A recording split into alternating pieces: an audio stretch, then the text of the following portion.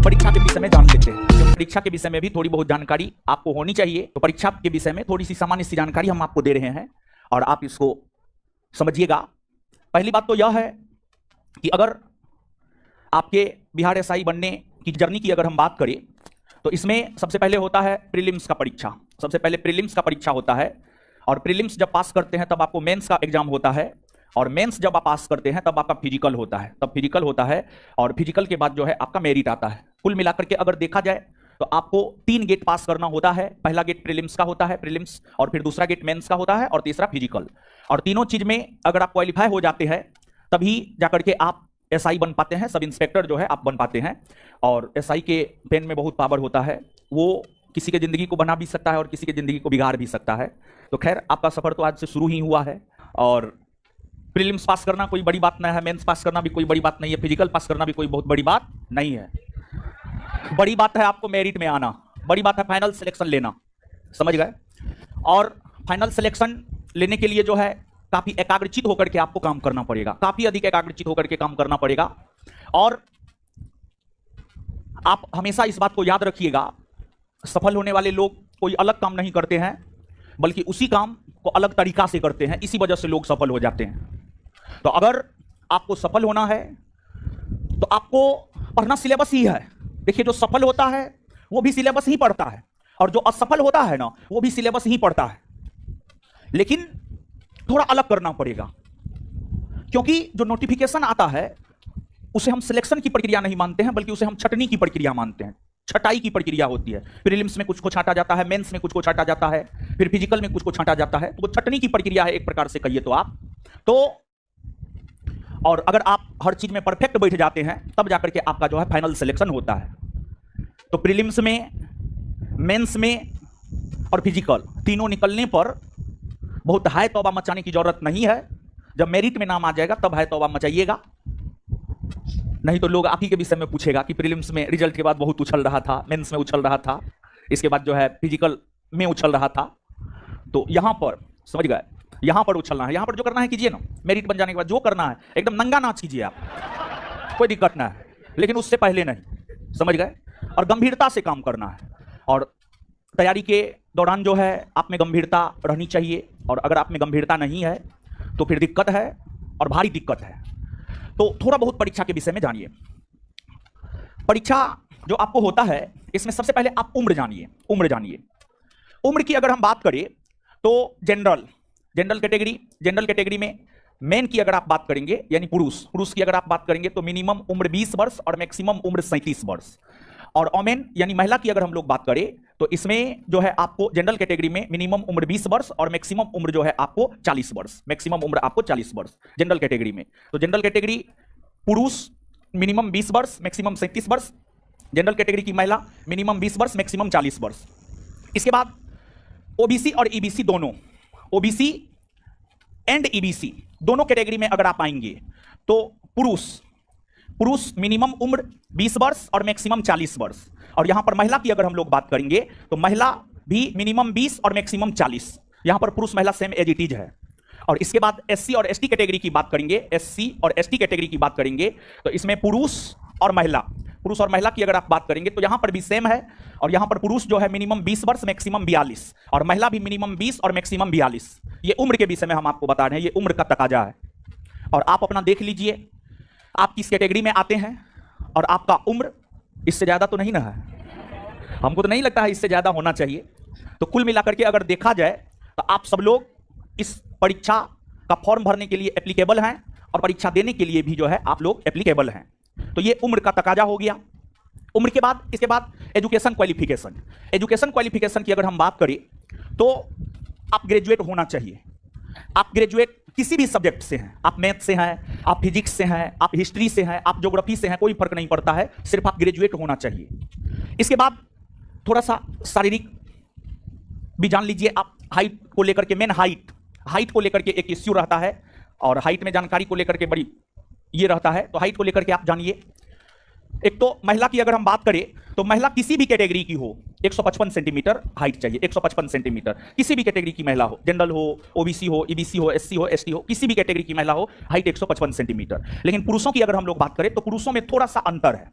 पुरुष में थोड़ा सा अंतर क्या है कि जनरल और ओबीसी, जनरल और ओबीसी कैटेगरी के पुरुषों का न्यूनतम हाइट होना चाहिए 165 सेंटीमीटर, और इसके बाद ईबीसी, एससी और एसटी तीनों कैटेगरी के पुरुषों का मिनिमम हाइट होना चाहिए 160 सेंटीमीटर, 160 सेंटीमीटर।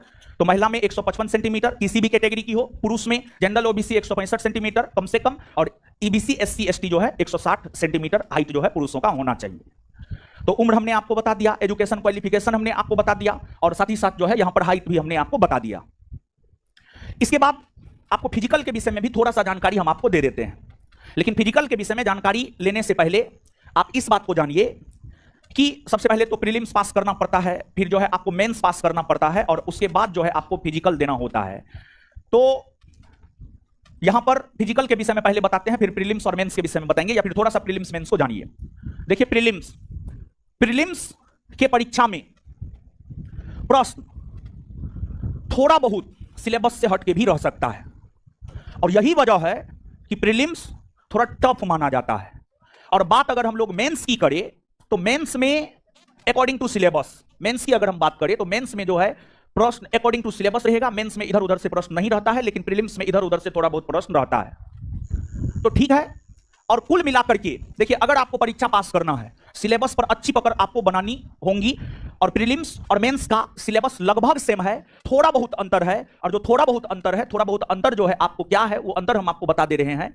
प्रीलिम्स में जहां करेंट 15 के आसपास पूछता है, और मैथ रीजनिंग जो है 5-6 के आसपास पूछता है, वही मेंस में क्या करता है, मेंस में मैथ रीजनिंग को 20 के आसपास कर देता है, और करंट को 5-6 के आसपास कर देता है। पहले तो करंट पूछता भी नहीं था, लेकिन अब नया ट्रेंड आया है, और नया ट्रेंड में मेंस में भी जो है करंट पूछना शुरू कर दिया है, करंट पूछना जो है आपको शुरू कर दिया है। तो आप इस बात को अपने दिमाग में जाने दीजिएगा अच्छे से, नहीं तो आप ये मत सोचिएगा कि प्रीलिम्स का अलग सिलेबस है और मेंस का अलग सिलेबस है। नहीं, जो सिलेबस प्रीलिम्स का है वही सिलेबस मेंस का भी है, जो सिलेबस प्रीलिम्स का है वही सिलेबस मेंस का भी है। बस अगर फर्क है तो क्वेश्चन पूछने में फर्क है। प्रीलिम्स में करंट का वेटेज ज्यादा रहता है, प्रीलिम्स में करंट का वेटेज ज्यादा रहता है, और मैथ और रीजनिंग का वेटेज कम रहता है। और मेंस में करंट का वेटेज कम रहता है, और मैथ और रीजनिंग का वेटेज ज्यादा रहता है, मैथ और रीजनिंग का वेटेज ज्यादा रहता है। प्रीलिम्स और मेंस में फर्क यही होता है, प्रीलिम्स और मेंस में फर्क यही होता है। लेकिन अगर बात सिलेबस की करें तो प्रीलिम्स और मेंस का सिलेबस दोनों सेम है। और अगर बिहार एसआई में रिजल्ट लेना है तो रिजल्ट आपका जीएस से हो जाएगा, लेकिन अगर मेरिट बनाना है तो मैथ रीजनिंग में एक्यूरेसी 100% नहीं सही तो 80% से तो कम होना भी नहीं चाहिए। मतलब अगर 10 को मैथ रीजनिंग पूछा है तो 8 गो से कम मैथ रीजनिंग आपका सही नहीं होना चाहिए। अगर 20 को पूछा है तो 16 गो से कम मैथ रीजनिंग आपका सही नहीं होना चाहिए। 16 से 17 हो सकता है, 16 से 15 नहीं होना चाहिए। 16 से 15 हुआ ना, मेरिट में आपका नाम नहीं आएगा, और 16 से 17 हुआ तो मेरिट में आपका नाम आ जाएगा। तो मेरिट मैथ और रीजनिंग पर निर्भर करेगा। और आप जो ये दिमाग में लेकर चलते हैं जीएस पर हम रिजल्ट ले लेंगे, जीएस पर आप रिजल्ट ले सकते हैं, मेरिट में आप नहीं आ सकते हैं। मेरिट में आने के लिए मैथ रीजनिंग पर भी आपकी पकड़ होनी चाहिए। और जो नया नोटिफिकेशन आना है आप मान करके चलिए, इसमें नहीं कुछ तो लगभग 7 लाख के आसपास कैंडिडेट बैठेंगे, 7 लाख, उससे कम नहीं, क्योंकि पिछली बार ही 6.5 लाख लोग बैठे हैं। जब से वैकेंसी बिहार एसआई का 2018 से लगातार आना शुरू हुआ है, 2018 में जब वैकेंसी 1717 पोस्ट के लिए आया था तो उसमें मात्र 2.5 लाख लोग बैठे थे, मात्र 2.5 लाख। और जैसे जैसे बढ़ता गया टाइम वैसे वैसे कैंडिडेट की संख्या बढ़ती गई, और लास्ट वैकेंसी में 6.5 लाख के आसपास लोग परीक्षा में बैठे हैं। तो ये जो आने वाला वैकेंसी है इसमें आप मिनिमम मान करके चलिए 7 लाख के आसपास लोग परीक्षा में बैठेंगे। और प्रीलिम्स में जितना सीट होता है उसका 20 गुना रिजल्ट देता है। 2000 सीट है तो 2000 का 20 गुना रिजल्ट प्रीलिम्स में देगा। प्रीलिम्स के बाद आपको मेंस होगा, और प्रीलिम्स में जो बच्चा का रिजल्ट होगा वो अपने आप में क्रीम होगा। प्रीलिम्स के बाद मेंस होगा, और इस बार तो प्रीलिम्स के बाद मेंस में समय भी नहीं दिया, मुश्किल से 1 माह का समय दिया। तो आपको जो भी तैयारी करना है, अब 1 माह में आप क्या कर सकते हैं? 1 माह में आप पूरे सिलेबस को पढ़ नहीं सकते हैं, लेकिन 1 माह में पूरे सिलेबस का आप रिवीजन जरूर कर सकते हैं। 1 माह में पूरे सिलेबस का आप रिवीजन निश्चित तौर पर कर सकते हैं। तो कहने का मतलब यह है कि जो भी तैयारी करना है प्रीलिम्स के दौरान ही आपको कर लेना है। मेंस के दौरान तैयारी नहीं, बल्कि मेंस के दौरान आपको रिवीजन करना है। मेंस के दौरान तैयारी नहीं, बल्कि मेंस के दौरान आपको रिवीजन करना है।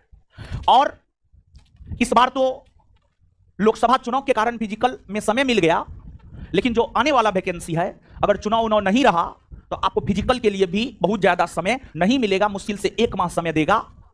और जिनका लक्ष्य यह है कि हमको सब इंस्पेक्टर ही बनना है, तो उन्हें तो हम यह भी कहेंगे सप्ताह में कम से कम 2 से 3 दिन आप अभी से थोड़ा बहुत ग्राउंड निश्चित तौर पर जाइए। अगर आपका लक्ष्य बिहार एसआई ही है, सब इंस्पेक्टर ही है, तो आप 2 से 3 दिन निश्चित तौर पर जाइए। और एक बात आप याद रखिएगा कि अगर सफलता चाहिए तो एक लक्ष्य को पकड़कर उसी के अकॉर्डिंग काम करना पड़ेगा। आप ये चाहिएगा कि हमारा सिलेक्शन एसआई में भी हो जाए, बिहार एसएससी में भी हो जाए, बीपीएससी में भी हो जाए, रेलवे में भी हो जाए, तो आपका सिलेक्शन कहीं नहीं होगा। लेकिन अगर आप एक लक्ष्य को पकड़ करके उसको प्राप्त करने के लिए शिद्दत से मेहनत करते हैं तो निश्चित तौर पर जो है आपका रिजल्ट होगा। तो कहने का मतलब यह है कि प्रीलिम्स में 7 लाख के आसपास लोग बैठेंगे, 2000 के आसपास वैकेंसी आना है, तो 40-50 हजार मेंस के लिए क्वालिफाई करेंगे। मेंस में 40-50 हजार के आसपास लोग बैठेंगे, जितना सीट होगा उसका 6 गुना मेंस में रिजल्ट देगा, तो लगभग 10 से 12 हजार के आसपास मेंस में रिजल्ट देगा। फिर लोग फिजिकल में जाएंगे, 10 से 12 हजार लोग फिजिकल देंगे, और कुछ लोग फिजिकल क्वालिफाई करेंगे, कुछ डिस्क्वालीफाई करेंगे, और फिर मेरिट बनेगा, जितना सीट होगा उतना के लिए ही मेरिट बनेगा। अब फिजिकल को लेकर के यहां पर हमें समझाना है। फिजिकल की अगर हम बात करें, पुरुष 1600 मीटर आपको दौड़ना है और 1600 6.5 मिनट में दौड़ना है आपको। इसके बाद हाई जंप 4 फीट आपको करना है। फिर आपको लॉन्ग जंप 12 फीट आपको लॉन्ग जंप करना है, 12 फीट लॉन्ग जंप करना है। और फिर आपको 16 पाउंड का गोला 16 फीट फेंकना है, 16 पाउंड का गोला 16 फीट जो है आपको फेंकना है। और यहां पर फिजिकल में वो वाली बात नहीं है कि जनरल कैटेगरी के लोग ज्यादा करेंगे, ओबीसी के कम, एससी एसटी के और भी कम। यहां पर फिजिकल सबके लिए सेम है। फिर महिला की अगर हम बात करें तो महिला जो है 1000 मीटर उसको दौड़ना होता है और 6 मिनट समय दिया जाता है। 3 फीट हाई जंप करना होता है, 9 फीट लॉन्ग जंप करना होता है, और 12 पाउंड के गोला को 10 फीट फेंकना होता है। 12 पाउंड के गोला को कम से कम 10 फीट फेंकना होता है। तो ये है फिजिकल का क्राइटेरिया। अगर आप इस क्राइटेरिया को फुलफिल करते हैं तो फिर आप फिजिकल क्वालिफाई हैं, फिर आपको गेट पास मिलेगा। और अगर नहीं करते हैं तो फिर आपको गेट पास नहीं मिलेगा। और फिजिकल को कोई भी लोग आसानी में नहीं लेंगे, क्योंकि जब इस बार 3 माह फिजिकल के लिए समय मिला, और हमारे ख्याल से 3 माह फिजिकल के लिए बहुत ही अधिक सफिशिएंट होता है। और 3 माह में अगर आप फिजिकल नहीं कर पा रहे हैं तो फिर आपसे फिजिकल होने भी नहीं जा रहा है, समझ गए? तो 3 माह बहुत होता है फिजिकल पास करने के लिए। हम भी इस परीक्षा का तैयारी किए हैं, हम भी फिजिकल का तैयारी किए हैं। 45 दिन में फिजिकल बन सकता है, ऐसा मेरा अपना अनुभव कहता है, और 45 दिन में फिजिकल बनाए भी है। तो फिजिकल को इजी वे में नहीं लेंगे, इसलिए बोल रहे हैं क्योंकि 3 माह जब फिजिकल के लिए समय दिया तब लड़का मात्र 40% पास किया। मतलब 100 गो लड़का अगर दौड़ा तो 40 को पास किया फिजिकल, और लड़की 60%। इस बार का डाटा हम बता रहे हैं। इस बार जब 3 माह समय मिला है तब लड़का 40% और लड़की 60% फिजिकल क्वालिफाई की है। एग्जाम के विषय में तो हम आपको बता ही दिए हैं। प्रीलिम्स में 100 क्वेश्चन होता है, प्रत्येक क्वेश्चन 2 मार्क का होता है, और निगेटिव भी है इसमें, 1/10 निगेटिव है। 10 को गलती कीजिएगा तो 1 सही वाला कट जाएगा, क्योंकि नोटिफिकेशन देखिएगा तो 0.2 मार्क एक गलती पर कट जाएगा, और एक क्वेश्चन पर आपको 2 मार्क मिलता है, मतलब 1/10 निगेटिव 1/10 है। और 1/10 निगेटिव का कोई मतलब नहीं रह जाता है। प्रीलिम्स में एक पेपर होता है 100 क्वेश्चन का, पास कीजिएगा। मेंस देना होगा, मेंस में 2 पेपर होता है, पहला पेपर हिंदी और दूसरा paper GS. Hindi qualifying nature का रहता है, इसमें भी 100 क्वेश्चन होता है, और मेंस में जीएस पेपर होता है, और इसी मेंस के मार्क के आधार पर बनता है आपका मेरिट। मेन ये है, यहां से आपका मेरिट बनता है। प्रीलिम्स के मार्क के आधार पर आपका मेरिट कुछ नहीं बनता है। आपका मेरिट यहां मेंस के सेकेंड पेपर के मार्क के आधार पर आपका बनता है मेरिट। मेन ये है आपका। और फिजिकल के विषय में तो हम आपको बता ही चुके हैं। हिंदी क्वालिफाइंग नेचर का है, 30% मार्क लाना है, 100 में 30, ठीक है।